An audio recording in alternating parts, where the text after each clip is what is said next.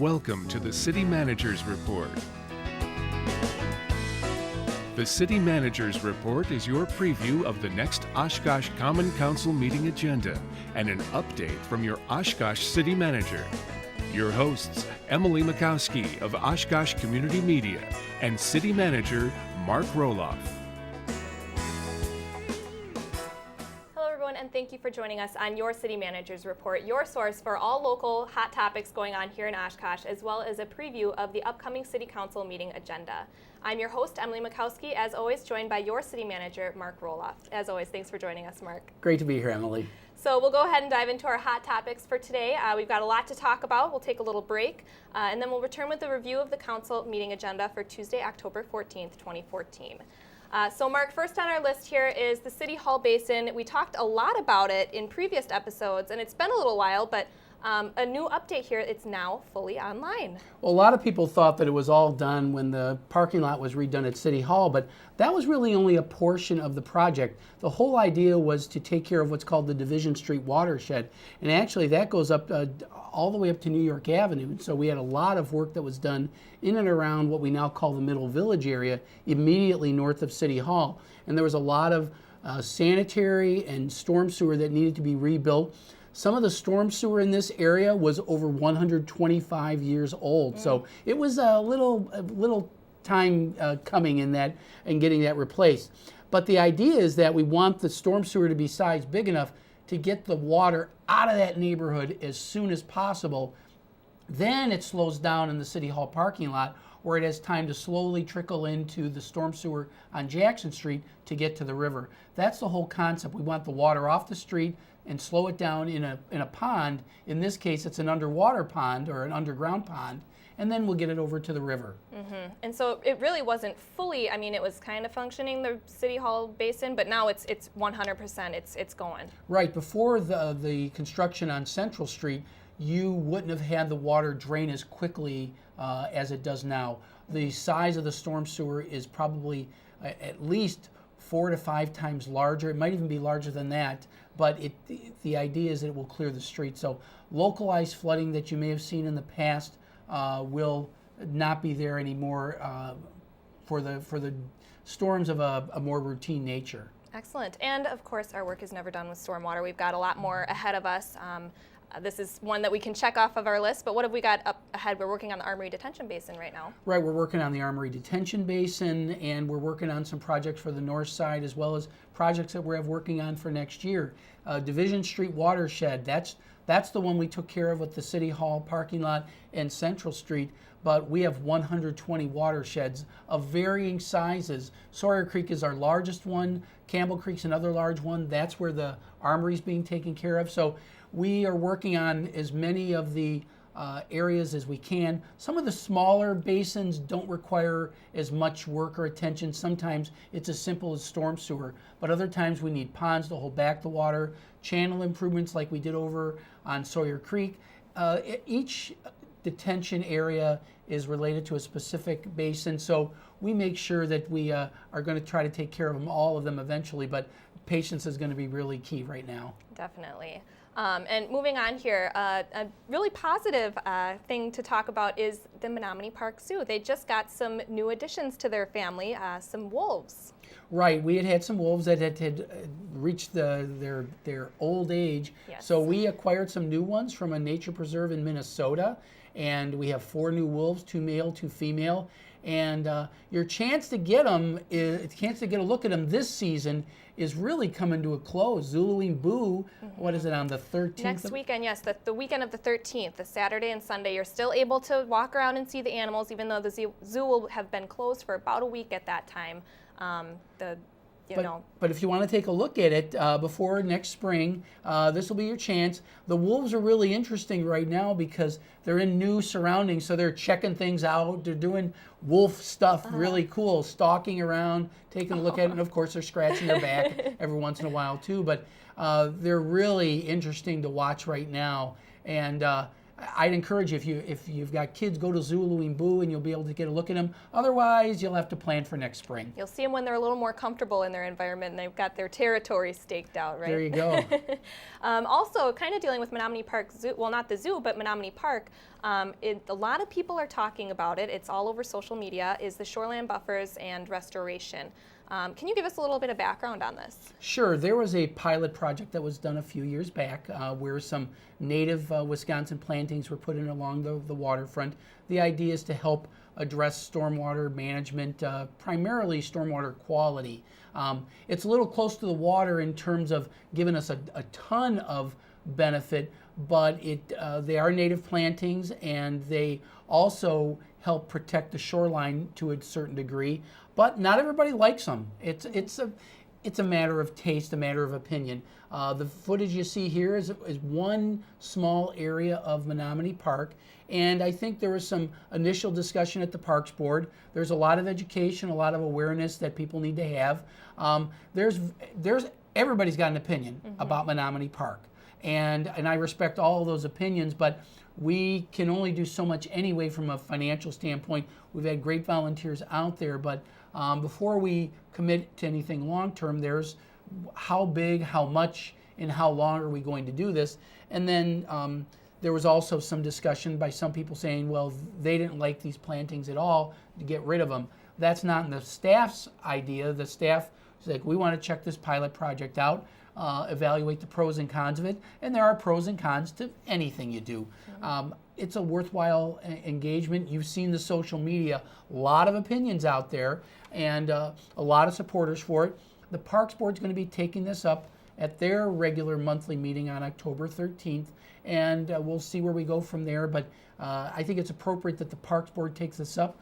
The Sustainability Advisory Board has already chimed in pretty much in support, and I would say that the Stormwater Committee has also taken a look at it and is generally supportive as well. So two of our advisory boards have chimed in, but it is Parks facility that is under the Parks Board's final domain from an advisory standpoint. So let's see what they have to say. And but I don't think you're going to see things removed from there. It's a question of do we expand, and if we do, how soon, how quickly, and what are the long-term implications for it. So just hang on, and we'll get it all vetted out, and everybody's input will be in. Yes, and it just goes to show how much we all value our parks. Having all these different opinions in here might cause a little bit of confusion, but really it's great to hear from everyone, and it's great that people care about their parks too. Menominee Park's our flagship park, and everybody has an opinion. There's people, the boaters that love it, the ball players that love it, and then just families just enjoying picnics and whatnot.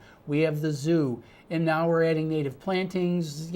I think some people say, oh, there's too much of a good thing. Well, yes, but everybody has an opinion on what their good thing is. So let the public vet it out, get everybody's opinion out there, and then let's make a good decision. Yes, and the Parks Board, which is where they'll be talking about it, you are able to catch that on City Cable 10. You can just check our schedule online at oshkoshcommunitymedia.org. Our next item here is kind of an unfortunate incident that happened last week, Tuesday, Wednesday, I think, is some scams that were going on and some robberies. What's the update on this? I think the police are still looking for this thing, but the most important thing right now is to recognize that if somebody knocks on your door and represents themselves, looked like in this case they were representing themselves with WPS. People in the past have tried to impersonate city employees. There is no reason that a city employee needs to enter your house unless there is an advanced appointment made. And in my opinion, you don't need to let anybody in there unless they have some type of official warrant, and you should know about that in advance, unless there's a crime being committed or something. But they're preying upon elderly and using that color of authority, which is just disgusting that they would even think of doing that, but it's happening. If you don't think somebody should be there and you don't want somebody in your house, you just say no. You call us right away. You can call, if you think you feel in danger, call 911. Otherwise, 236-5700 will get to our dispatch center, and we'll check and see if we have any utility folks out there, or apparently they represented themselves as somebody with our forestry division. They should not, our employees will not be doing that. They would be contacting you by phone, in advance, via letter, something like that. So don't fall for those scams, and demand to see a city ID. Every city employee has a city ID, so don't be afraid to defend your home and call people away.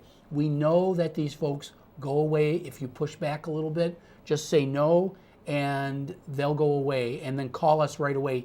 Even if you think you've gotten them scared away, call us, because we're getting close and we're going to get these folks eventually. And you know what's actually great is as soon as the police, I talked to someone over at the police department, there has not been any incidences since the last one that they put out this information. And so really the education and the awareness and people sharing that, I think, has really helped in this situation, and the community kind of banding together a little bit. Absolutely. Share this information with your neighbors, with police, because we want to catch these guys, and we will eventually. Yes. Next up on our list here is the Field Operations Facility, our weekly CMR Field Operations Facility update. A lot of big changes. You drive past one night and then you come back the next day and there's all these walls up. We've got some great footage here. Yeah, well, this is just the finished part already, which we love to show because it really looks nice. It really adds character to that corner. We wanted to blend in with the neighborhood, even though the scale, it's a big facility. People are wondering how we're going to fit everything in there, but remember, we're consolidating a lot of different locations from throughout the community. We're hiding things for the Public Works Department over in the Senior Center. We've got the Waste Operations Facility that is over there on 4th. There's a lot of places over there that we're going to be consolidating here. Now you can see some of the more, the newer stuff, the new walls that are going up. Once the foundation was put in place for the second phase, the walls just start popping up immediately. The idea is to get the roof on before the snow starts to fly, and then they can work on the inside. They're due to be done in March. You can see there's still a lot of work to be done, but boy, it's amazing once the walls get up. It's so fast. It's crazy how fast that goes. And you know, we were talking before the show. You and I drive past it every day, and one morning, all of a sudden, there's a bunch of walls up there. It's crazy. The foundation gets quietly poured, and those walls are precast concrete. So they're coming in, and they tip them up, use the crane, boom, boom, boom. They're done. So that's the exciting part. But we're still going through. There's a lot of stuff going on because of the transition. We still have work to do. We still have public works services to provide out there, and one of the ones that we continue to do, especially at this time of year, is the yard waste drop-off facility, and we want to remind people that the yard waste drop-off facility has been relocated. And it is now open, the new location, as of a couple weeks ago, I think, or a week or so ago, and so it's a new location, so people are already using it, and it's right off of Idaho Street, I want to say. You got to go Idaho to 3rd. It used to go in off of Idaho. Now you just take Idaho to 3rd, and it's right there. It's pretty obvious. It kind of looks the same, even though it's been moved. The typical, well, you see the clumps of green waste, but this is now the entrance off of 3rd, so you'll see an entrance. It's got arrows in now, but the green waste itself, the telltale signs of grass and in branches and stuff, you'll notice that. You still have to have the yard waste permit, as always, but look for it off of 3rd Avenue, and we'll be there to accommodate you through the fall season. Yes, and if you're looking for a yard waste drop-off site pass, you can purchase those at City Hall or at Kits and File in downtown Oshkosh. So now it's that time of the show where viewers have the chance to ask their city manager anything they want about things going on right here in Oshkosh. Mark, let's go ahead and take a look and see what the question is this week.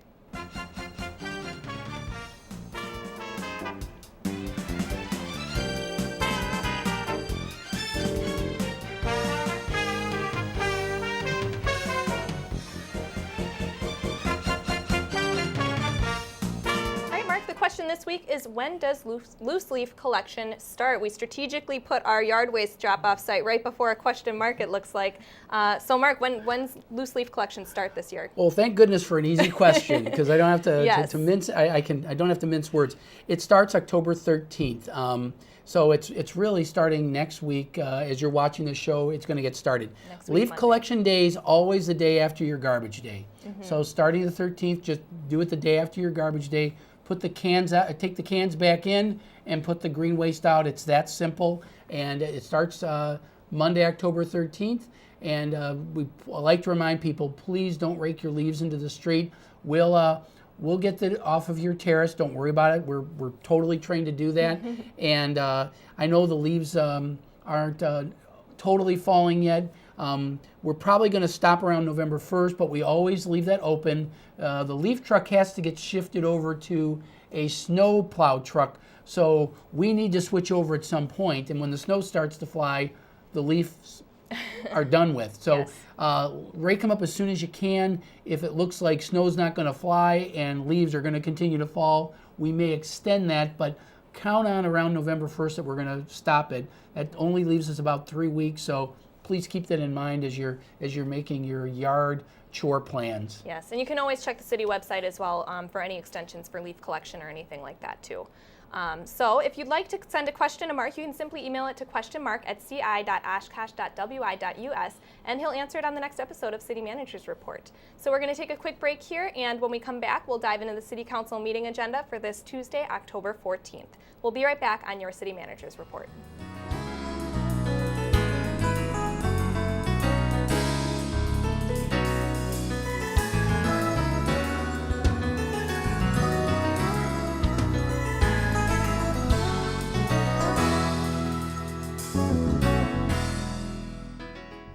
Stay connected with Oshkosh Community Media Services and the City of Oshkosh. Find us on Facebook, Twitter, Pinterest, YouTube. Sign up for e-updates. More resources, including video, at OshkoshCommunityMedia.org. Oshkosh Community Media is your media on your schedule. Connect with us today.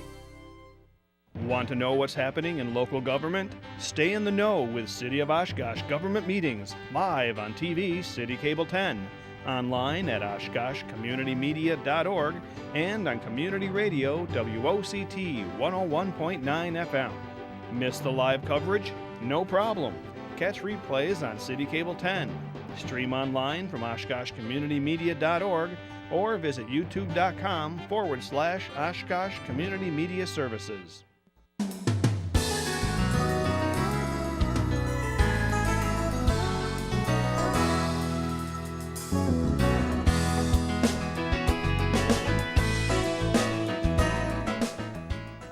Your City Manager's Report. And now it's that time of the show to dive into the City Council meeting agenda for this Tuesday, October 14th, 2014.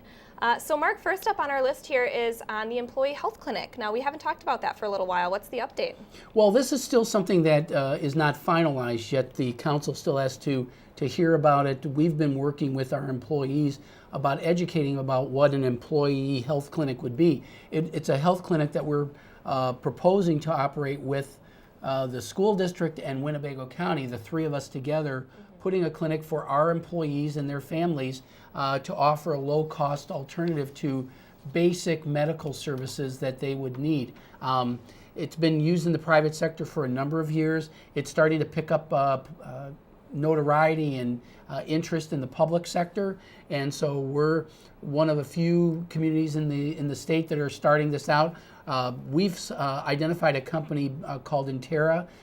We took requests for proposals, but Intera operates these clinics on behalf of the employer, and they're going to make a presentation to council about what this would entail and how they would go about encouraging employees to use this clinic so that it would certainly, obviously, it would make money for them, but it would also save us on healthcare costs because these are proven to be more cost effective than other alternatives for basic healthcare options. Mm-hmm. And so this is still in the very early stages now. This is kind of just a presentation to educate council a little bit more? Right. We're going to basically brief them on this, and depending on how they look at it, we're going to be working on a joint agreement with the county and the school district, as well as a separate agreement with Intera, and we would bring that back to council. We really want to kind of feel out the council on how they feel about this, report to them on what we've learned from our employees, which for the most part is if we offer it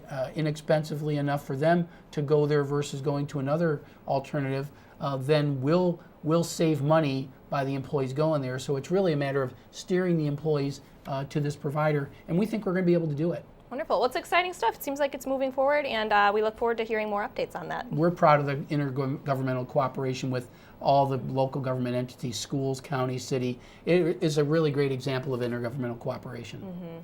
Our next item here, a few items down into the agenda, is having to do with our borrowing for the future here, actually totaling up to about 18 million. So maybe give us a little information on that. Sure. About half of this borrowing is actually refinancing. It's debt that is about 8 years old, and we can refinance that at a much lower interest rate than it was back in 2006. So about half of it's reborrowing. We have the other half, another 9 million, is borrowing for our capital projects for the 2014 calendar year. The borrowings range from equipment to big major projects, street projects, stormwater projects, like we talked about earlier. The whole idea is to borrow it at the lowest possible interest rate.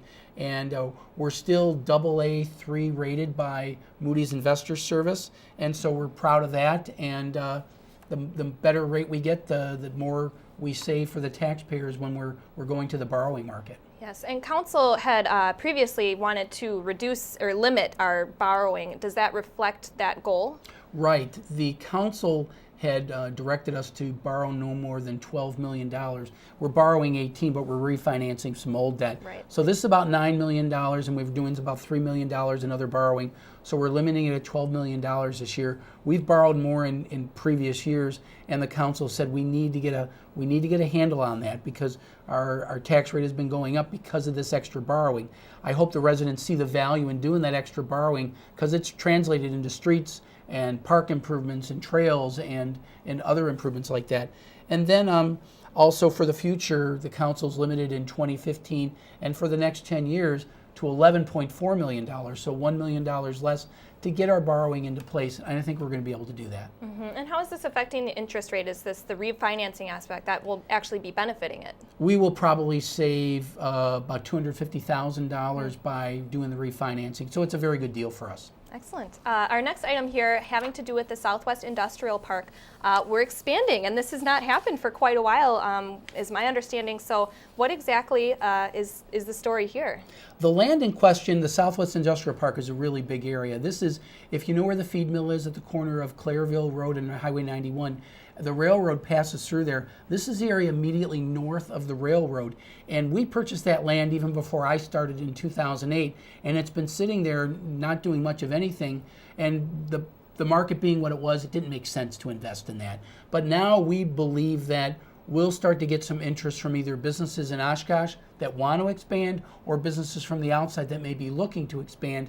And we need to have what are called shovel-ready sites. So we're going to get the road in there and the utilities in there and put them in a position where we can market these properties for future industrial development, add to our tax base, and add to jobs. So really having these lots in this area that's really shovel ready, that should really be appealing to future buyers of the industrial park. It's very appealing, yeah. Yes, wonderful. Well, we're going to move on to our next item here, having to do with vacating a portion of Michigan Street, and this is for our Riverwalk Bridge area. Now, the pedestrian Riverwalk bridges are pretty much in place right now. The bridge itself is in place, and it's really neat. If you haven't gone down to the riverfront and looked on the south side, it's really amazing how the horizon has been filled with this bridge, and you can see the crane off in the distance, and then as you get closer you'll see that the crane has put this bridge in place.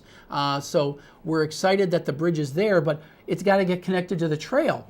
And so the vacation of the street here, Michigan Street, has traditionally gone to the north all the way to the river. Now we're going to vacate the street, and we're going to put, a couple weeks ago or a couple meetings ago, we had approved the shelter, the shelter and the loop-de-loop trail yes. to connect it, because we have a loop to connect up to the bridge, and then it actually goes around an area that'll be a picnic shelter and a restroom for people who will use the trail and use that area as a park. So it's going to be vacated as a street, but it'll be rededicated as a public park, and it'll connect this bridge. And by the end of this season, the trail itself will be connected, and it doesn't necessarily go any farther to the east after the bridge, but it's a great connection, and in the future you're going to see even more. But I think it's going to bring a lot of curiosity seekers out, even though it won't connect much farther to the east. It'll be a great dead end to get to the top of that bridge and get a great view of the riverfront both the north and south side. Yes, and it's already looking great, and it's just another example of how you can turn a not so pretty area into a really beautiful area that people can use. What I love about this footage is that we're going to be able to look at this years later and say, oh my gosh, I can't believe how underutilized it was. And we want this to be populated with people. We want homes and businesses down there along the riverfront so that people can enjoy it and take advantage of it, and again, add to our tax base. So that's always something we want to look at, and we're really proud of the work that we're getting done here. Yeah, so we're really looking forward to getting out there when it's all finished. Another exciting thing that we look forward to every year here in Oshkosh is the Celebration of Lights. We've got an approval of the special event, and the dedication is taking place November 25th at 4 p.m. That's when it's going to start, and Celebration of Lights will run through New Year's Eve, December 31st. The dedication will actually be at 4 o'clock on Tuesday, November 25th. I know that because they've promised that they will have a quick dedication ceremony, because that's also a council meeting night. So we'll have to scramble back for our last our meeting and everything. But they've rerouted Celebration of Lights. Previously, it used to run south through the park. Now it'll run north through the park from, I believe, Merritt Avenue. And so it'll be a little different, but a lot of the similar things, but they're redoing a few things just to make it more interesting so it doesn't look the same like it does every year. Kind of mix it up a little bit, and I cannot believe we're already looking at Christmas lights here in October, but it's going to be here before we know it. And so opening on November 25th, going through New Year's Eve. Looking forward to it, Mark. Our next item, and our final item actually, is the budget workshops on October 29th and 30th. What's the update with the budget now? The council will be receiving the budget when they arrive for the council meeting on Tuesday, October 14th. And this gives the council a couple weeks to review the details of the budget, get questions answered before they start the workshop process. And the budget workshops will begin on Wednesday, October 29th, and continue to October 30th. That's sort of the marathon sessions that they have with the department heads to ask questions about what goals they want to achieve, what needs are still out there, and that's always an issue about what things are not being met, and also what the tax rate's going to be. Those are the major issues that are always there with the council. And then on November 5th, we'll shift gears a little bit and start talking about the capital improvement program. Council got a draft of that about a month ago, so they've had time to take a look at that. It's kind of set in stone to a certain degree because the limit on the borrowing is there, so it's a matter of what are we going to do with the limited resources we have. It's still $11.4 million. That's nothing to shake a stick at, but it is limited, so we want to make sure that we have a good understanding of that. And then, of course, the budget workshops, once those are done, we have a public hearing that the public can come on November 11th at the normal council meeting date that time. And then following that, the council will expected to approve the budget and the tax rate for the following year at the November 25th meeting. So that's kind of the schedule, but the budget workshops start on October 29th. And we're still in the pretty early stages of the budget process, correct? Early in the matter of the council looking at it. Right. The departments have pretty much submitted all their stuff. I'm boiling it down to final recommendations. There are cuts that are typically done. We can't fulfill every budget request that departments make. And so those are the types of things we'll talk about at the budget workshop. Yes, and you can catch the budget workshop on OshkoshCommunityMedia.org as well as on City Cable 10. Just check our schedule, 5 p.m. Wednesday, October 29th and 30th. So it looks like that's going to do it for this episode of City Manager's Report. Mark, thank you as always for joining us. Again, the City Council meeting is this Tuesday, October 14th at 6 p.m. You can watch it live on City Cable 10 or online at OshkoshCommunityMedia.org. Or you can listen to it at 101.9 WOCT, which is now also online and on the TuneIn Radio app for mobile devices. Make sure to like us on Facebook or follow us on Twitter for all your community and government programming and updates. Or you can check out our YouTube channel for government meeting replays and past episodes of your favorite programs. And don't forget, if you have a question for City Manager Mark Roloff, send it to questionmark@ci.oshkosh.wi.us, and he'll answer it on the next episode of CMR. So thanks again, as always, for joining us on your City Manager's Report, and we'll see you next time.